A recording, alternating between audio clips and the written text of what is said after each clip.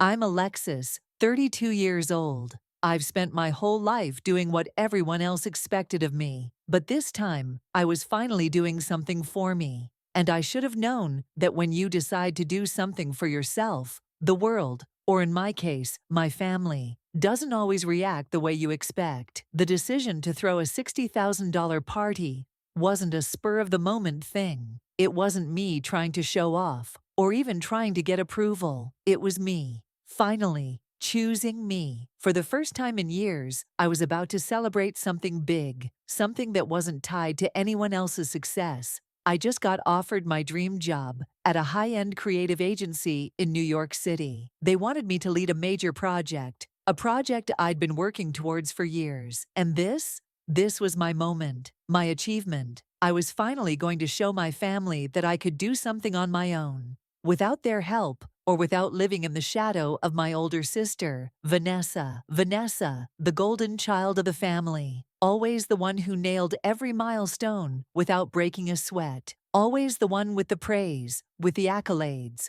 Always the one they turned to when they needed someone to be proud of. And then there was me, sitting quietly in the background, always cleaning up their messes, always putting in the work, and yet never getting the credit I deserved. It was time to prove that I could do something spectacular on my own. So I planned a party, a huge one. I wanted the whole city to know. No, scratch that. I wanted them to know. I didn't need a fancy ballroom or an event planner. I decided to hold it at home, the very house that had been the backdrop of my invisible life. A space that had always belonged to everyone but me. And this time, I was going to take it. I hired a caterer that could blow people away. I invited all the people who had ever believed in me, who knew me before the title, before the success. I wanted this party to be an affirmation, a way of finally saying, "Look at me, I'm here, I did it."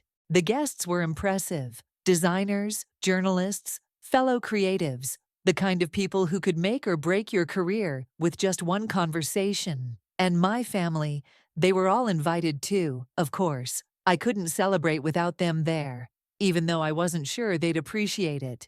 But I had to try, didn't I? I knew Vanessa would be the hardest to impress. She was always the queen of our family, the one everyone gravitated toward. But I thought, maybe, just maybe, this would be the moment she finally saw me for the woman I was becoming. Not just the little sister, not just the person who picked up the pieces. I was ready for this to be my time. I remember standing in front of the mirror before the party, adjusting my dress, checking my makeup, and feeling like a stranger in my own reflection. A stranger who was finally ready to stop waiting, to stop hiding, to stop living for everyone else's approval. I checked my phone again, one last time. The final RSVP list was set. My stomach did a little flip, a mix of excitement, nervousness, and that small old feeling creeping in again. The one I'd always pushed aside. Maybe they wouldn't care. Maybe this wouldn't be enough. But I wasn't about to back down. When the doorbell rang, I felt my heart pound in my chest. The moment had arrived.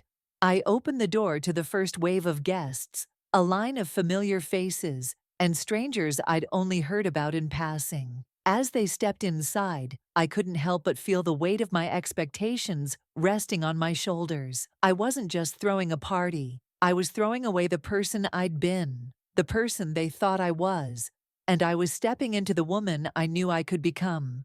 But I couldn't shake the feeling that everything was too quiet, too calm. Then the sound of Vanessa's laugh cut through the air like a bell ringing. The life of the party, as always. She was here. I watched as she mingled, effortlessly moving through the crowd, charming everyone around her. She looked perfect, of course, always did, always had. Then she came over to me, a glass of wine in hand. Her eyes flicked over me, over my meticulously planned event. And then she spoke, her voice too loud for the moment, too casual for the tension in my chest. "You really went all out for this, didn't you?" She laughed. "Trying to get noticed, huh?" The words stung, but I smiled through it. "I just thought it was time for me to do something big for myself." She shrugged and took another sip of her wine. "Yeah, I get it. But don't expect everyone to be impressed. And just like that, my moment of triumph, my achievement, was already tainted. Her words didn't just hurt, they gutted me. Because it wasn't just the words she said, it was the way she said them, like I wasn't even worth the effort of a real response. She didn't even care. And the worst part, she wasn't wrong. Because here I was, pouring my heart into something, and all I got was a passing glance. But that was when I knew. I knew this party wasn't just about celebrating my success anymore. It was about making sure they saw me. It was about making them understand that I wasn't just the background, that I wasn't just the one who picked up the pieces. I was ready to prove I had a place at this table, whether they wanted me there or not. Sometimes it takes a single moment to see things clearly. You can spend years trying to fit into someone else's world, trying to be the person they think you should be. But what happens when you finally decide to live for yourself? When you stop waiting for permission? The moment I decided to step into my own light was the moment everything began to change. But the question is, can you? I always thought it was just me, the one who stayed behind, the one who held it all together. But the older I got, the more I realized no one was ever really paying attention to me, not in the way that mattered, not in the way that made you feel like you existed, like you counted. My sister, Vanessa, she was always the one everyone talked about, always the one everyone looked up to. Perfect grades, perfect life, perfect everything. Growing up, I was just the filler, the one who showed up when they needed help, the one who made sure everything ran smoothly, the behind-the-scenes fixer. But what did I get for it? Not a damn thing. Not even a thank you. And it hurt in ways I didn't know how to explain. I remember my high school graduation like it was yesterday. I had just pulled an all-nighter writing my speech for the class, and there I was, watching Vanessa walk across the stage, getting the applause, the praise, the recognition she always got. Meanwhile, I had been there, beside her, doing all the work. But no one cared. They didn't care about me. No one cared that I stayed up the night before, editing her speech, or that I helped her pick out the perfect dress. No one noticed that I was the one who stood in the background, always there, always doing. "Good job, Vanessa," Mom said, after the ceremony, wrapping her arms around her. "You did it. You're going places." I didn't even get a, "Hey, good job, kid." I didn't even get a thank you for helping me. That was the first time I realized I was invisible in my own family. Fast forward to college. Vanessa went off to study abroad in Europe, leaving me behind in New York. I was left to fend for myself while she got all the adventures, all the opportunities. I wasn't even mad at her for it. I didn't get it. Why was I always the one left behind? Why was I always the one no one saw? When I finally graduated, I got my own job at a small agency, but no one cared. It was just another thing. I'd send out invites to family gatherings, and they'd either forget or not show up at all. I remember one holiday, I had invited everyone over to my apartment for Thanksgiving. I'd spent hours cooking a full dinner, and when they finally showed up, it was just awkward. Vanessa, of course, showed up late, and she didn't even eat the food I made. "Thanks for cooking, Alexis," she said, not even looking me in the eye, grabbing a plate of store-bought hors d'oeuvres. But I already ate at work, and that was it. That was all I got. No recognition, no acknowledgement. I was just there. I didn't even tell them when I got this job. When I finally got the email saying I was hired, I didn't jump around in excitement like I always imagined I would. Instead, I sent a text to Vanessa. "Just got the New York gig? Dream job." "That's great," she replied. "You'll kill it." That was it. No, "I'm so proud of you." No, "I knew you could do it." Just another, "That's great." But that's the thing with Vanessa. She was always the one who got the validation. She was always the one who was told how amazing she was. And I was just the person who filled the gaps, the person who helped make everything look perfect. But I wasn't perfect. I wasn't Vanessa, and I was starting to realize I didn't want to be. I wasn't her. I couldn't be her. And that's why I made the decision to finally do something for myself, to finally stop being the one who did everything for everyone else and not get anything in return. I wasn't going to be invisible anymore. I wasn't going to stand in the background pretending I didn't have dreams of my own. That's when I decided I'd throw the party. It wasn't just about celebrating the job, or the career, or the success. It was about proving that I was worthy of the spotlight. It was about saying, "Look at me, I matter too." I thought for a second, as I walked around the house, preparing for the party, if they would get it, if they would see how hard I had worked to make something of myself, or if they'd just look at me like they always had, the one who was there when they needed her, but never the one anyone celebrated. As I set up the decorations, I thought about the years of being overlooked, of sitting quietly in the corner, waiting for someone to notice. But no one did. No one ever did. And this time, I was going to make them notice. This wasn't just a party. This was the moment I was going to show them that I was no longer invisible. It was time for them to see me, to see who I was. It was time to prove that I didn't need anyone else's approval to succeed. There's a silence that feels louder than a crowd. I stood in the hallway just off the main room, close enough to hear the laughter, the clinking of glasses, the music I handpicked, but it all sounded far away, like it was happening underwater, like I wasn't really part of it. The thing they don't tell you about chasing your moment is what happens when you get it, and it doesn't feel like you thought it would. I should have felt proud, powerful, seen. But instead, I felt displaced, like I had created something beautiful and then got locked out of it. From where I stood, I could see them.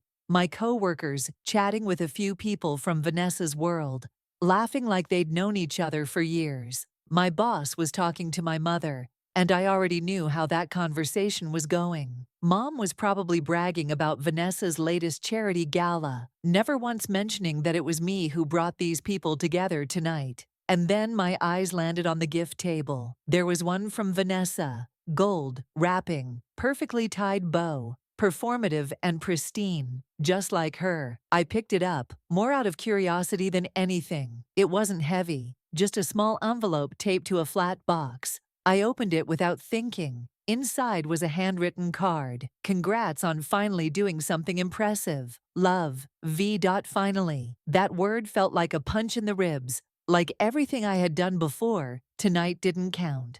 Like this was the bare minimum required to matter. I put the box down carefully, like it might explode. And in a way, it had. I wandered back into the party, slower this time. I didn't want to talk. I didn't want to smile. I just wanted to observe. I needed to know if I was imagining it, this gut-deep feeling that I didn't belong here either. And then I heard it. "I'm surprised Alexis pulled this off," someone said behind me. I mean, I always thought she was quieter, quieter. That word echoed, just like finally. They weren't compliments, they were verdicts, observations meant to sound neutral, but designed to shrink me. And the worst part, I wasn't even angry. I was exhausted. Exhausted from working twice as hard to get half the credit. Exhausted from putting on a show for people who didn't know, or didn't care, how much I'd sacrificed just to arrive here. I looked around one more time, at the flowers, the lighting, the seating charts, the signature cocktails. Every inch of this night had my fingerprints on it, but I felt like a ghost. Like I had built something for them to enjoy, without a seat at my own table. And for the first time all night, a thought crossed my mind that I wasn't ready to face. What if this wasn't just emotional neglect? What if they wanted me out of the spotlight? There's a kind of betrayal that doesn't come with a knife in your back. It comes in a whisper, a look, a perfectly worded sentence meant to remind you where they think you belong. If you've ever been the one in the room who gave everything only to feel like you didn't deserve to be there, I see you. And if you're starting to wonder if they meant to keep you small, you're not wrong for asking that question. Maybe the real glow-up isn't proving them wrong. Maybe it's realizing you never needed to. It happened so quietly. I almost missed it. The music didn't stop. The conversations didn't hush. No one gasped or turned to stare. But to me, everything in that moment shattered, not with a bang, but with a whisper, a sentence, 12 words long, spoken by the person I had spent most of my life trying to please. Vanessa stepped up to me near the back table, where I was restocking desserts like I was a party planner instead of the host. She glanced around the room, her gaze sharp and clinical, and then leaned in close enough that only I could hear her. Alexis, do you really think this changes anything? I blinked, unsure I'd heard her right. What? She gave a small, practiced shrug. I mean, it's a nice party, but it's not going to make anyone see you differently. People don't suddenly start caring just because you throw them a party. My breath caught. Not because of what she said. I'd heard worse from her, and worse in silence from my parents. But because she said it like it was truth, like she was doing me a favor by saying it out loud. I stared at her, stunned, my mouth half open. She didn't flinch. Come on, she added, lips curling into a half smile. You've always been the quiet one, the helpful one. That's not a bad thing, just know your place, okay? It was like something snapped. I stepped back, suddenly aware of how close we were, of how suffocated I'd let myself become, of how many times I'd bitten my tongue, swallowed my anger, told myself, they don't mean it like that. I looked at her, really looked at her, and I saw it, the same patronizing smile she gave when she forgave me for things I never did. The same look she wore when I picked up the pieces of her messes. The same tone she used when she wanted to remind me she was ahead, and I'd always be trailing behind. Not tonight. I didn't raise my voice. I didn't cause a scene. I just said it. You don't get to tell me who I am anymore. She blinked. Maybe it was the calmness in my voice. Or maybe she hadn't expected me to say anything at all. You think I did this to impress you? This wasn't about you, Vanessa. For once, this was mine, my space, my success. And if you can't handle that, maybe you're the one who needs to check where you stand. She laughed, soft and sharp. Alexis, but I cut her off. You don't get to reduce me to the helper, the quiet one, the easy one. Not anymore. The words hung in the air between us like smoke. I knew people were listening now. A couple of nearby guests had gone quiet, pretending not to notice. But I didn't care. I spent years making things easier for everyone, I said. I stayed silent, I made sacrifices, and I never asked for recognition. I didn't need a spotlight, I just wanted to be seen. But this was the last time I begged for that. I turned, not to storm off, but to walk, head high, back straight, into the center of the room I built. Let them whisper, let them question, let them wonder what happened. For once, I didn't feel the need to explain myself. Sometimes, the hardest part isn't standing up for yourself. It's realizing you've spent years convincing yourself you didn't have the right to. If you've ever been called too sensitive, too much, or told to stay in your place, I want you to know this. You never had to earn the right to exist loudly. You're not too much.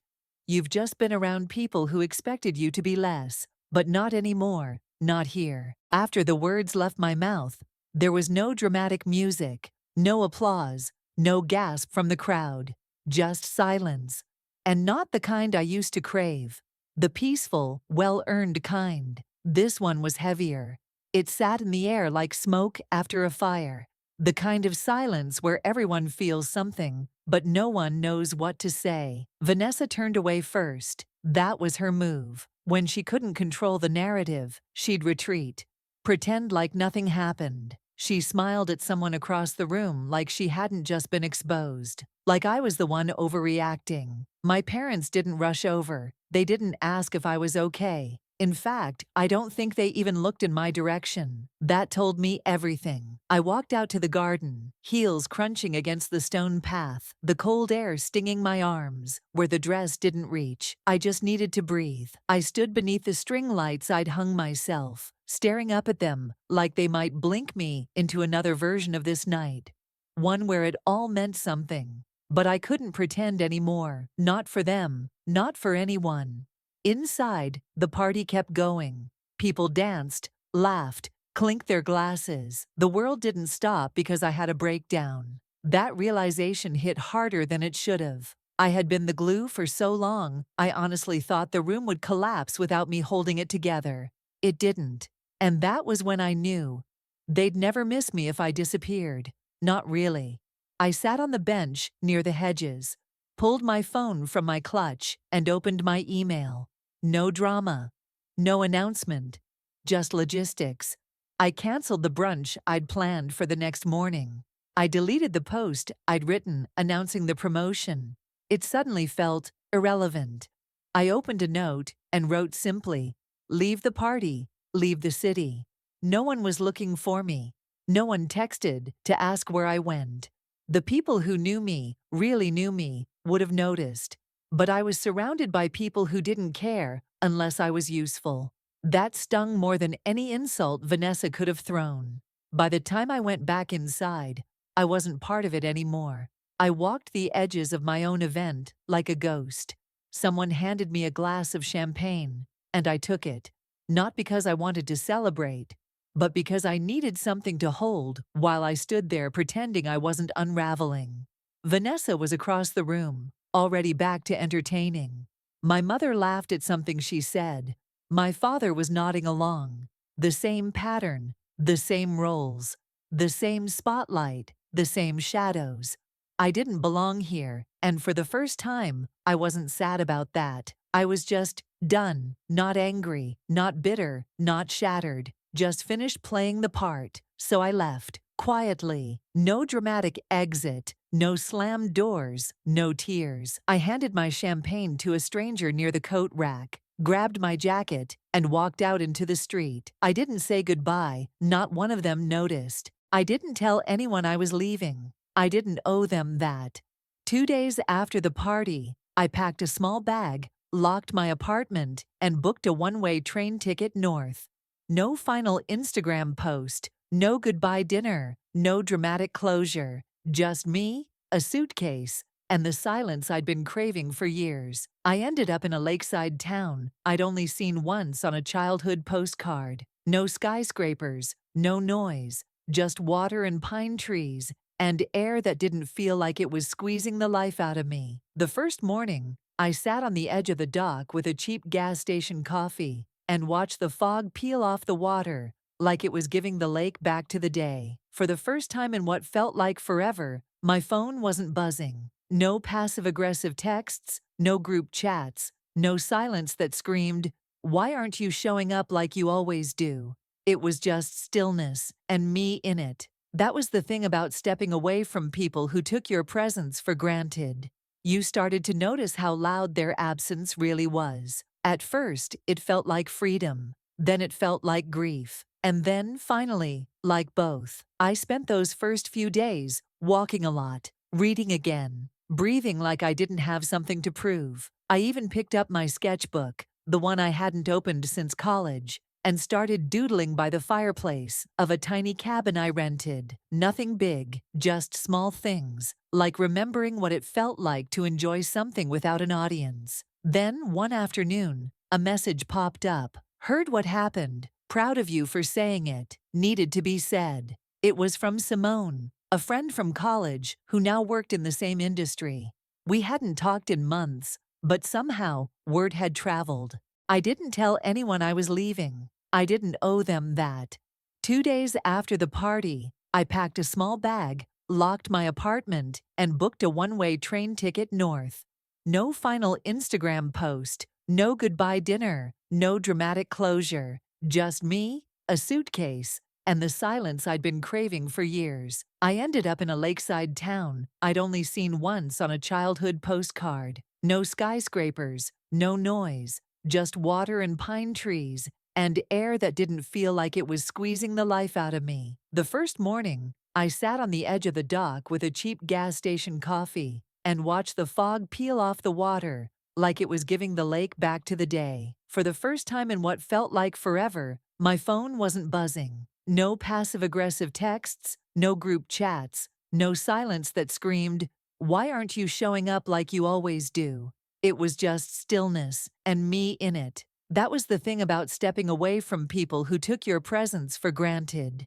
You started to notice how loud their absence really was. At first, it felt like freedom. Then it felt like grief. And then, finally, like both. I spent those first few days walking a lot, reading again, breathing like I didn't have something to prove. I even picked up my sketchbook, the one I hadn't opened since college, and started doodling by the fireplace of a tiny cabin I rented. Nothing big, just small things, like remembering what it felt like to enjoy something without an audience. Then, one afternoon, a message popped up. Heard what happened. Proud of you for saying it. Needed to be said. It was from Simone, a friend from college who now worked in the same industry.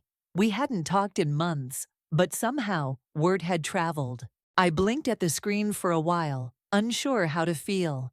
It wasn't validation, it was something cleaner. A nod. A signal from someone who had watched me shrink too many times and was finally seeing me expand. That night, we got on a call. Just voices, no video. And it was easy, effortless. I always thought you were the strong one, she said. But I never realized how much strength it took for you to stay quiet for that long. I laughed, quiet and sharp. It didn't feel like strength. It felt like survival. Still counts, she said. And somehow, it did.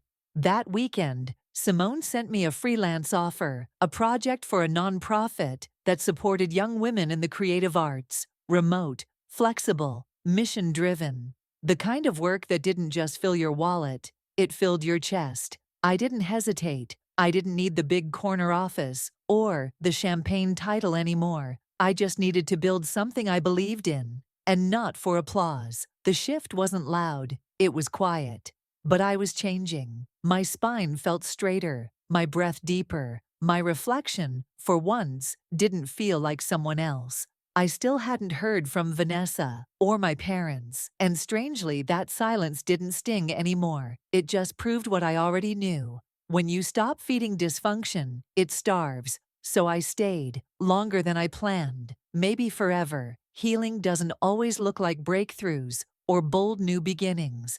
Sometimes it's soft, sometimes it's still, sometimes it's you sitting by a lake with a coffee cup and realizing the peace you've been begging for isn't something anyone could give you, because it was yours to begin with.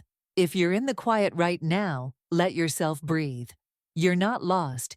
You're just learning how to be found by you. It started with a missed call from my mother. Blocked number, no voicemail, just a missed call. One ring, and then it was gone. Like even the universe wasn't sure she had the right to reach me anymore. I stared at the screen for a moment before flipping the phone face down on the table. No reaction, no heart racing.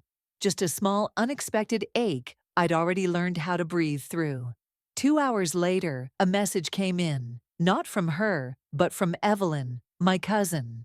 Just wanted to say, everyone's been talking. What you did, it took guts. And honestly, you were right. I didn't reply, not because I didn't care, but because I wasn't doing this for applause. I wasn't performing anymore, not for them, not for anyone. Still, I could picture it clearly. The family group chats lighting up in quiet chaos. My parents pretending nothing happened. Vanessa rewriting the narrative with that perfect PR tone of hers. Calm, vague, deeply curated. She just needed space. Alexis has always been a little intense. No, it's not like that. Everything's fine. But nothing was fine. Because for the first time, they weren't in control of the version of me that the world got to see. I was. And that terrified them. A week later, Simone forwarded me a screenshot. A friend of a friend had reposted a vague family update on Facebook. Something about rebuilding bridges and misunderstandings taken too far. I laughed when I saw it, out loud, in the middle of the cafe. Misunderstanding, that was rich. No one misunderstood me, they just never listened. And now that I was no longer available for their narrative, they didn't know what to do. There was a power in that. I didn't need revenge. I didn't need an apology. I just needed to keep walking. But then came the one message I didn't expect. It was from Dad. Simple. One line. Vanessa's not doing well. Can you call her? I stared at it. Not because I was shocked she wasn't doing well, but because he still thought I was the one who should fix it. Even now, even after everything. I didn't respond. I didn't open the message again. I just sat there, letting the weight of that expectation slip off my shoulders like a coat I was never meant to carry. They still hadn't realized that I was done being the reliable one. And the irony? Now that I was gone, really gone, I was finally being felt. Sometimes, the loudest thing you'll ever say is nothing at all. When you stop showing up for people who only loved you in the ways that suited them, your absence will echo louder than your presence ever did. And if they call that silence cruel, it's only because they were never listening when you were whispering for help. You don't owe anyone your peace if they only respected you when you were quiet. Keep walking. Let them miss the version of you they chose not to value. It's been 4 months. 4 months since the party, since the call, since I stopped being the person they could reach for when things got messy. No apology ever came. And strangely, I'm okay with that. The silence used to feel unbearable, like proof that I didn't matter. Now it feels like space. Space to build, space to rest, space to breathe. I moved. Not far, but far enough. A new zip code. A smaller apartment with too much light. I filled it with second-hand furniture and first-time choices. I painted the kitchen myself, yellow. Too bright for someone who used to shrink into corners. Which was exactly the point. The job with the nonprofit became something more. I was asked to lead a team, me, not as someone's backup plan, not as the reliable shadow, but as the name on the brief, the voice in the room. Last week, I spoke on a panel about creative leadership. They introduced me as Alexis Ray Monroe, Director of Brand Strategy. I almost didn't recognize the name. Not because it wasn't mine, but because it was finally only mine. No footnotes, no comparisons, just me. Simone was in the front row. Afterward, she hugged me and said, "You look like you belong here." And for the first time, I believed it. I don't keep in touch with my family. Not really. Vanessa sent a birthday text last month. A generic, "Hope you're well." I stared at it for all of 5 seconds before deleting it. Not out of anger, out of clarity. Some doors don't need slamming. They just need closing. I don't check their posts. I don't sit by the phone. I don't wonder what version of me they're discussing. At dinners I'm no longer invited to. Because those stories aren't mine anymore. They never were. I'm not bitter. That part of me healed quietly, like a bone that broke in a place no one could see. But here's what I know now. I was never too sensitive. I was never too much. And I was never asking for too much. I was just asking the wrong people. If I could go back and speak to the version of me who stood in the hallway that night, heart cracked, pride slipping through her fingers like sand, I'd tell her this: you didn't lose your family that night, you found yourself. And that's the only reunion that ever really mattered. If this story feels familiar, if you've ever stood in a room full of people who claimed to love you and still felt unseen, you're not alone. You're not broken for walking away from people who only valued the quiet version of you. You're allowed to outgrow the roles they wrote for you. You're allowed to rewrite your story. And you're allowed to end it on your own page, not theirs. If you're in the middle of that choice right now, let me say what maybe no one ever said to you. You were always enough. You were just surrounded by people who refused to see it. Keep walking. The life that's waiting for you doesn't need their permission.